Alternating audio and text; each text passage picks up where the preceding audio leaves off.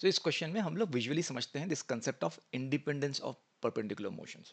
Okay, और वो करने के लिए मैंने यहाँ पर एक बॉल को लिया है जिसको कि हम एक यू वेलोसिटी यू स्पीड से फेंकते हैं at an angle theta from the horizontal. Horizontal को हमने एक्स एक्सिस मान लिया अलोंग द सरफेस, तो वाई एक्सिस के along obviously is gravity in the vertically downward direction. u को हमने रिजॉल्व किया है along y axis as u sin theta, along x axis as u cos theta. Along the x axis force zero है तो ax और acceleration for this ball along the x axis is zero, along the y axis acceleration is g downward which I have represented as minus g। अब ये जब ball चलेगी in this trajectory, इसका जो y coordinate trace करने के लिए मैंने ये बॉल रखी है और x कोऑर्डिनेट ट्रेस करने के लिए ये बॉल रखी है। मैं आपको दिखाता हूँ, आप समझ जाओगे।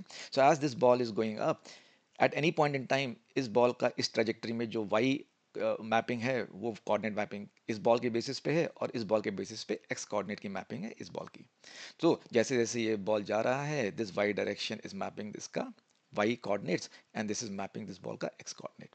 अब हम लोग इन इस बॉल और इस बॉल का मोशन चेक करते हैं to get this feel of independence of motion.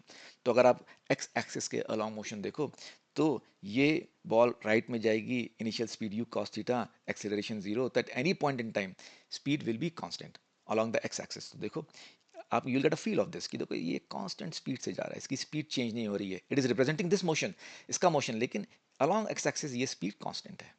And along the y direction अगर आप देखो तो इनिशियली यू साइन थीटा से ये ऊपर जाएगा, लेकिन gravity is constantly pulling it down, speed zero हुई and then it gravity keeps on pulling and इसकी स्पीड वर्टिकली डाउन इंक्रीज कर रही है।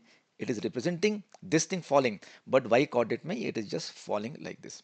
अब ये motion along the y direction और ये motion along the x direction are totally independent. Why? Because anything here which is there is not influencing anything here along this direction, and that's why, for example, gravity in this direction is in no way getting influenced by anything in this direction, isn't it? And vice versa.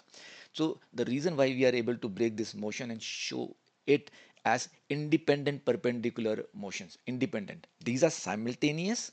See, these are simultaneous. Both of them are simultaneously moving on the x and y axis. Simultaneous independent perpendicular motions because the forces along the axis are not dependent on each other. Okay? Concept समझ में आ गया? You got a feel for this. अब मैं एक या दो JEE के question, JEE main के क्वेश्चन करता हूँ जिससे कि आपको ये कंसेप्ट का एप्लीकेशन भी सेट हो जाए।